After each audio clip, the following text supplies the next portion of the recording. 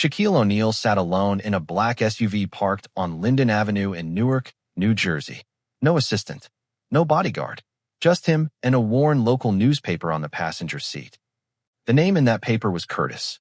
Shaq left Newark at 17 and never looked back, not because he forgot, but because some things he just didn't know how to face.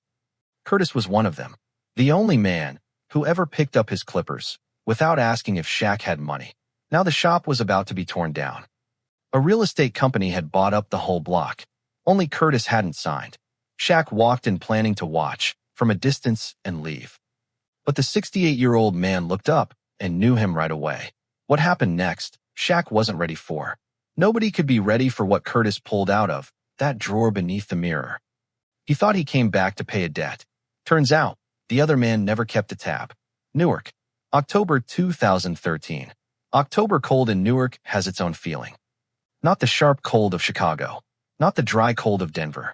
Newark cold is wet and heavy. It seeps into your bones slowly, like water soaking through old canvas. The air smells like exhaust and wet concrete, and the plastic trash bins lined up along the curb.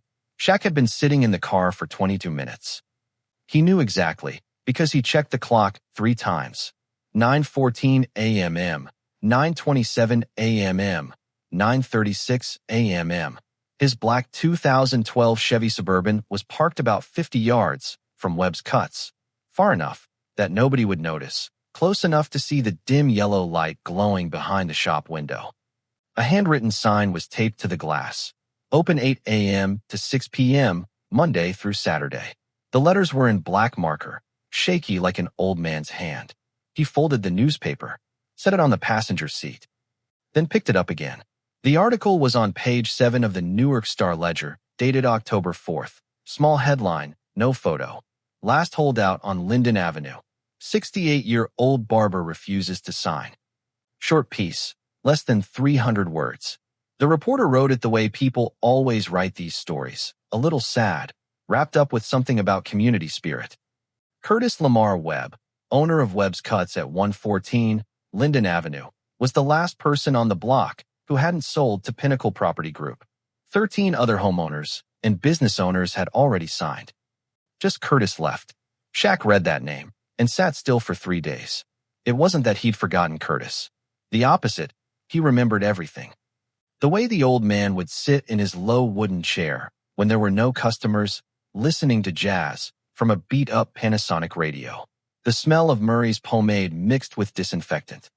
The way Curtis never asked first. He'd just see that tall, skinny kid walk through the door, grab the blue and white striped cape, drape it over his shoulders, and start cutting.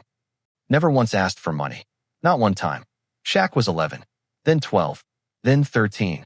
For 3 years back, when his family still lived in Baxter Terrace, the housing project people in Newark just called the Bricks, he walked to Curtis's shop every 3 weeks. His mother, Miss Lucille, would fold a piece of paper into quarters and tuck it in his jacket pocket before he left. Inside was $3. Enough for a haircut, according to the price list on the wall. Curtis never took the paper. He'd finish the cut, brush off Shaq's shoulders, and say, "Go on home. You look good." Like the $3 didn't exist. Like nothing had happened at all. The boy didn't understand back then. He'd just go home and hand the folded paper back to his mother. Miss Lucille would take it, look at it for a moment, and say nothing. She'd just nod and put it in a drawer. When Shaq was 14, his stepfather, Sergeant Philip Harrison, got transferred to Fort Sam Houston in San Antonio, Texas. The whole family moved. Shaq never got a chance to go back to the shop and say goodbye. He just remembered standing on the sidewalk that morning as the moving truck pulled up, looking down toward the end of Linden Avenue. Curtis's shop light was still on. He told himself he'd go back someday. Then the NBA happened. Then Orlando. Then Los Angeles. Then Miami. Life moved at a speed he couldn't slow down, and Newark became something he kept in a drawer in his mind. Closed, not locked, but never opened.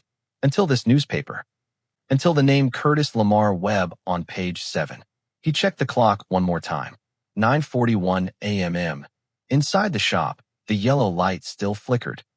He could see the shadow of a man moving behind the glass. Shaq turned off the engine, He had to duck to get through the door. That was the first thing he noticed. The doorframe was lower than he remembered. Or maybe he'd just grown too much. He turned his right shoulder so he wouldn't hit the small sign hanging beside the door. No credit. No exceptions. God bless. That sign had been there since he was a boy. The letters had faded, but he could still read them. Inside, the air was thick with the smell of hair oil and old leather. The black and white tile floor had chipped corners patched with gray cement that didn't quite match. 3 Barber chairs, steel frames, with brown leather seats, the kind from the 70s, but only one still looked usable. The other 2 had been moved into a corner. A large mirror covered one whole wall, a crack running down from the upper right corner about 6 inches, held together with clear tape from who knows when. From a Panasonic radio sitting on a low wooden shelf, the same radio, he recognized it right away. Jazz came out scratchy and soft. Miles Davis, kind of blue. All blues. Curtis was cutting the hair of an old man. He didn't look up when the door chimed. Have a seat. About 15 more minutes. His voice hadn't changed. Still low, still steady. The voice of someone who had said that same thing 10,000 times and never needed to look up to say it. Shaq stepped inside, stood still. He couldn't sit down. The 3 plastic waiting chairs along the wall were low, the kind where his knees would practically touch his chest. He stayed near the door, pulled his shoulders in, tried not to take up too much space in the small room. Curtis still hadn't looked up. The clippers hummed steadily. The old man in the chair, maybe 75, thin white hair, eyes closed in a doze, had no idea what was happening. Then Curtis stopped the clippers. Not because he was done. He stopped in the middle of a pass, clippers hanging in the air, eyes still fixed on the mirror. In the mirror, he saw the man standing behind him. 3 seconds of silence. Then Curtis set the clippers down. Slowly, turned around. He looked Shaq up and down, a long, easy look, the kind a craftsman gives to materials he's sizing up. Then a small smile appeared at the corner of his mouth. Not the smile of someone surprised. Not the smile of someone who just spotted a celebrity. This was the smile of a man who always knew this moment was coming. He just didn't know which day. Little O'Neill, Curtis said. You got taller. Shaq didn't know what to say for 3 full seconds. You still remember me. Curtis turned back and kept cutting the hair of the dozing old man. I remember all my customers, he said. The clippers hummed again, even the ones who skipped out without paying. The old man's name was Gerald Watkins, 73 years old, retired from the Bethlehem steel plant in Lackawanna back in 1998. He came to Curtis's shop every Wednesday, exactly at 9 a.m., for the past 24 years. When Curtis finished, Gerald opened one eye, looked in the mirror, saw the enormous man standing near the door, then closed his eye again. You're that basketball player, Gerald said. Not a question. Yes, sir. I don't watch basketball. Gerald gave a small shrug. I watch baseball. That was it. Gerald didn't ask anything else. Curtis finished the cut, brushed his shoulders, and Gerald paid $12, a 10, and a 2. No change needed. Then stood up slowly, put on his coat, gave Shaq a short nod as he walked past and headed out. The door chimed once, then quiet. Just Curtis and Shaq in the shop. Curtis didn't say anything right away. He walked through the blue curtain separating the shop from the small kitchen in the back. Steady footsteps on the tile floor, then the sound of running water, the clink of ceramic cups. He came back with 2 cups of coffee. Maxwell House. The kind that comes in the red tin can you see at corner stores for $4.99. Black, no sugar, no cream. Curtis set 1 cup in front of the one working barber chair, the biggest chair in the shop, then pulled out his own low wooden stool and sat down. Shaq looked at the barber chair. He sat down.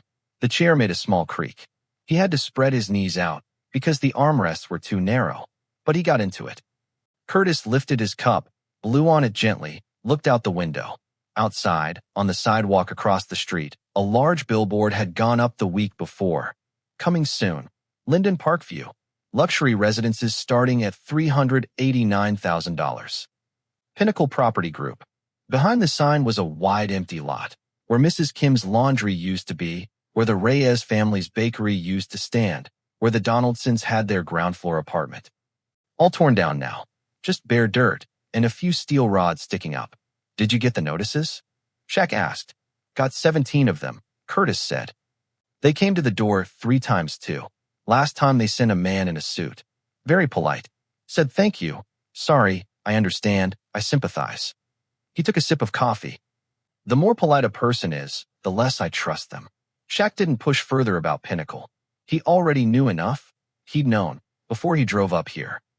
The night he read the article, he'd called his lawyer in Orlando and asked him to look into it. Pinnacle Property Group hadn't just bought the land. Back in August, they'd quietly bought out Curtis's mortgage from First Essex Bank. The remaining balance, $47,300. If Curtis didn't sign within 11 days, counting from when the article ran, Pinnacle had the legal right to file for foreclosure. That would take not just the shop, but the house behind it. The house Curtis had lived in for 40 years. Curtis didn't know this. Or if he did, he wasn't showing it. Shaq watched the old man sitting there, back straight, cup steady in his hand, eyes on the window like he was watching a movie he already knew the ending of, but was going to sit through anyway. Hair all white, face lined with deep creases. But his eyes hadn't changed, still sharp, still calm, the eyes of a man who had never let panic reach his face. This old man, Shaq thought, had learned to live with loss long before Pinnacle ever showed up. Mr. Curtis, Shaq started. I saw the article, and I know why you're here. Curtis cut him off. Not harsh, just cutting to the point to save them both time. You're here because you think you owe me something. Shaq said nothing. You don't owe me anything, Curtis said, still looking out the window. I cut your hair because I wanted to. Nobody made me do it. You were a good kid. Your mama was a good woman. I cut hair for a lot of kids like you. I don't keep a debt book. Shaq looked down at the cup in his hands. Thin steam rising. Still, he said quietly, I want to be here. Curtis turned and looked at him, the first time since Shaq had sat down. Straight in the eyes, nothing held back. That look lasted about 4 seconds. Then he gave one short nod. Then stay. That morning stretched out in a way Shaq hadn't expected. Customers came in, not many but steady. A middle-aged man named Roosevelt, an electrician, showed up at 10:30 and mentioned his company had just cut his overtime. He was going to be short nearly $400 this month. A young guy named Deshaun came in at 11:15 wearing an Amazon warehouse uniform in blue, and when he was done he asked Curtis if he could pay next week because his card was frozen. Curtis nodded without asking why. Shaq sat in the waiting chair. Plastic, he had to spread his legs wide to keep his balance, and watched. None of the customers recognized him right away. Or if they did, they said nothing. This was Newark. People here had their own way. They didn't make noise about things that weren't their business. Deshaun was the first to ask. He was standing waiting for his change. Curtis wouldn't let the whole thing go on credit, told him to pay half up front. When he turned to look at Shaq sitting in the corner chair, looked him over from bottom to top, and said, Man, you're tall. You play basketball? A little, Shaq said. Deshaun nodded, stuffed the change in his pocket, and walked out. No follow-up. Curtis was sweeping the floor after the kid left, and that small smile showed up at the corner of his mouth again. A little, he repeated low. Shaq looked at him. My stepfather used to say that, Shaq said. Never said more than what was needed. Curtis stopped sweeping, turned to look at Shaq. How's Mr. Phil doing? Shaq was surprised. He hadn't expected Curtis to still remember his stepfather's name. He passed, Shaq said, earlier this year. April. Curtis stood still for a second, then nodded slowly. I heard. I'm sorry. The room was quiet for a moment. Just Miles Davis coming from the Panasonic. He was a good man, Curtis said. I only met him twice. Once, when he brought you in here, and once when he came by himself to ask me if I was cutting your hair for free. He picked up the broom and kept sweeping. I told him it wasn't free. I told him I did it because I wanted to. He stood there quiet for a minute. Then he said thank you, shook my hand, and left. Shaq hadn't known this. Never knew.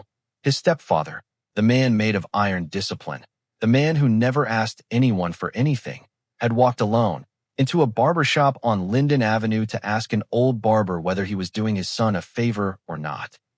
And Curtis had said, not a favor. I do it because I want to. Shaq looked down at his own hands. Big, rough, calloused from 20 years of playing. There are things $400 million cannot buy, not because the money isn't enough, but because those things aren't for sale. Around noon, a young man walked into the shop. About 19, brown skin, short hair, wearing a green Rutgers University hoodie, backpack slung over one shoulder. His face was young, but there was something in his eyes, a heaviness you only get from worrying too much too early. "Uncle Curtis," he called out. Curtis looked up. His face changed.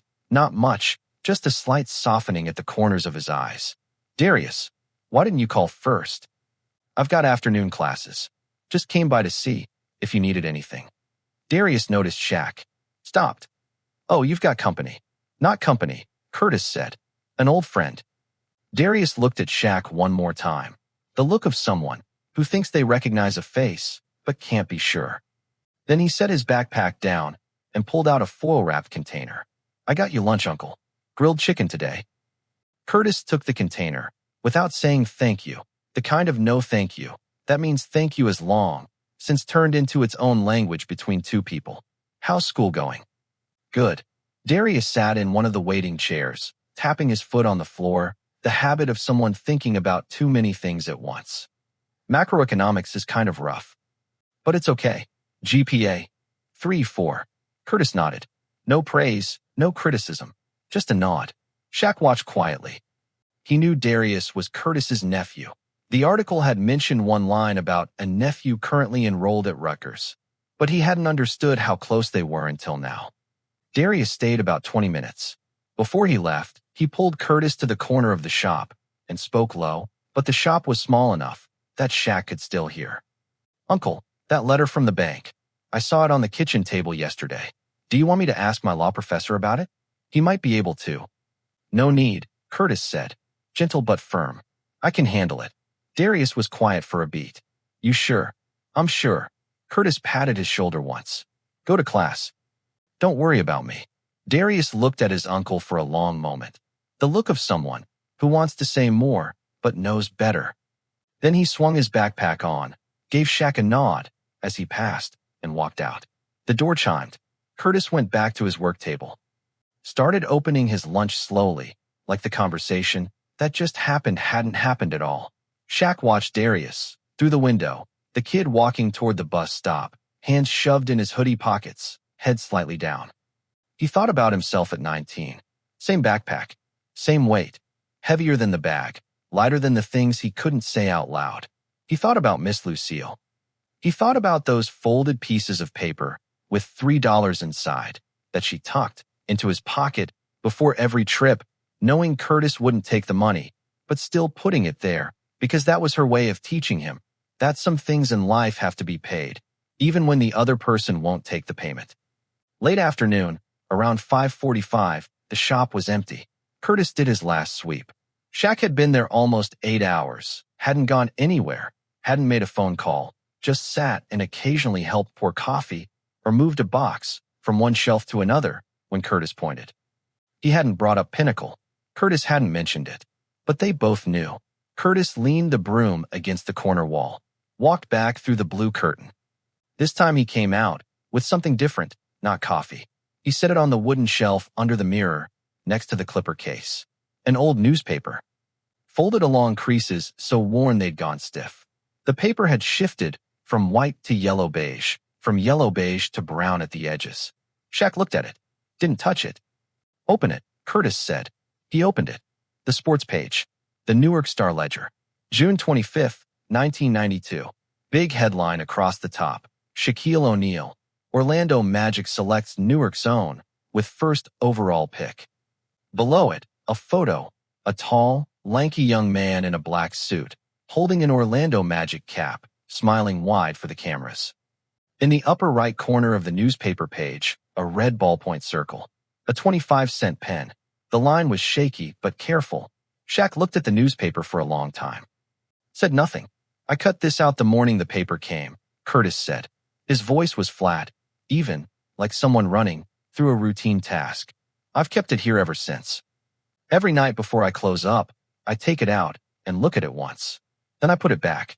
Shaq looked up at Curtis. "I knew you'd come back," Curtis said. I just didn't know how long it would take you. The room went completely quiet. The Panasonic had shut off at some point. Outside, the traffic on Linden Avenue faded with the late afternoon. Through the window, the street lights were starting to come on. Pale yellow, old sodium bulbs Newark hadn't replaced yet. Shaq looked at the newspaper in his hands, looked at the shaky red circle in the corner.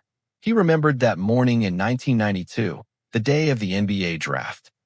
He was in Orlando, wearing a brand new suit that felt stiff and foreign on him. Miss Lucille sat beside him in a blue dress, her hand squeezing his the whole time. When his name was called out, she cried, not out loud, just tears running down her face that she let fall. He hadn't known that on that same day, back in Newark, an old barber had picked up the morning paper, flipped to the sports section, found that name, drawn a circle around it in red ballpoint pen, and cut the page out to keep in a drawer. Never told a soul, for no reason except this. He had always known that kid was going to grow into something, and he wanted proof that he had known it first. Shaq set the newspaper down, set it gently, the way you set something fragile. He bowed his head, not because of a low doorframe this time. 3 days later, Shaq flew back to Orlando. He called his lawyer, not to get more information, but to give instructions. Clear, brief, specific. He wanted everything handled through the Newark Community Land Trust, a local nonprofit that had been working in Newark since 1989. No use of his name, no press, no conditions attached. First step, buy back the $47,300 mortgage from Pinnacle Property Group. Pinnacle didn't want to sell. They'd spent far more buying up the whole block, and that mortgage was their last piece of leverage to force Curtis to sign. They didn't give it up easily. It took 7 days. 3 rounds of negotiation, and paying well above what that debt was actually worth. Shaq didn't ask how much. He just said, get it done. Second step, transfer ownership of the land and building at 114 Linden Avenue to Curtis Lamar Webb through the land trust under a long-term ground lease with no end date at $1 a year. The paperwork was mailed. Plain brown envelope. No return name. Newark, New Jersey postmark. Curtis received it on a Thursday morning while making coffee. He read it once, set it down, finished his coffee, read it a second time. Then he folded it up and put it in the drawer, the same drawer that had only ever held one old newspaper since 1992. He didn't ask anyone, didn't call anyone, didn't tell Darius. He just opened the shop the next morning, same as always. Darius figured it out. Not right away. It took about 2 weeks after his law professor showed him how to look up property transfer records in New Jersey's public database. He saw the Newark Community Land Trust. He dug further. He found the name of the person who had funded the transaction, not Shaq's name directly, but enough pieces to put it together. He called Shaq. Curtis had given him the number, didn't explain where he got it. 3 rings. Shaq picked up. Mr. O'Neill, Darius started. My name is Darius. Mr. Curtis's nephew. I just wanted to. I know who you are, Shaq said. Darius paused. I just wanted to say thank you. My uncle, he hasn't said anything, but I know he. What's your major? Shaq cut in. Economics. Sophomore year. Study hard, Shaq said. That's what your uncle wants. Then he hung up. 6 months later, on a morning in April, Shaq came back to the shop. No call ahead. This time he parked right out front, didn't sit in the car looking out anymore. He walked straight in, ducked through the doorframe, turned his shoulder so he didn't hit the sign. No credit. No exceptions. God bless. Curtis was sitting in his low wooden chair reading the paper. No customers. He looked up, looked at Shaq. Earlier this time, he said, 30 years between visits, and you call this early? Shaq said. Curtis set the paper down, stood up, slower than before. Shaq noticed that last time Curtis hadn't used his hand to push up from the chair, but this time he had to. 6 months isn't a long time, but when you're 68, 6 months is 6 months. Curtis took the blue and white striped cape from the hook on the wall, draped it over Shaq's shoulders. The cape wasn't wide enough to tie in front. Shaq's frame was too broad. Curtis tied it halfway, let the rest hang down. Said nothing about it. The clippers turned on. Shaq looked in the mirror, looked at the old man standing behind him, back a little more curved than last year, hair all white, but his hands still steady and precise, the hands of a skilled craftsman that he still was. In the mirror, past Curtis's shoulder, Shaq saw the drawer under the old wooden table. Closed, but he knew there were two things inside it now, not just one. From the Panasonic, Miles Davis was still playing. Still all blues. Like that radio didn't know any other song. Like it didn't need to. Nobody said a word about the paperwork in the drawer. Nobody said a word about Pinnacle. Nobody said a word about 30 years. The clippers hummed steady. That small metallic sound, even and familiar, the sound Shaq had first heard at 11 years old, the sound he had thought he would never hear again. He sat still.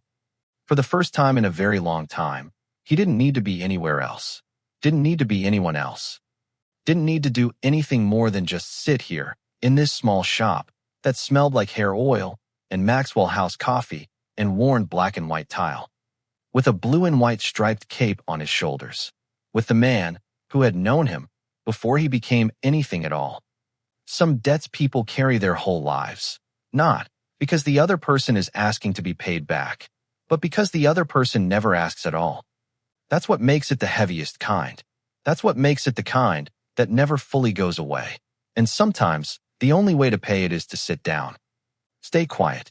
Let the other person do the thing they have always done. And just be here. That's all.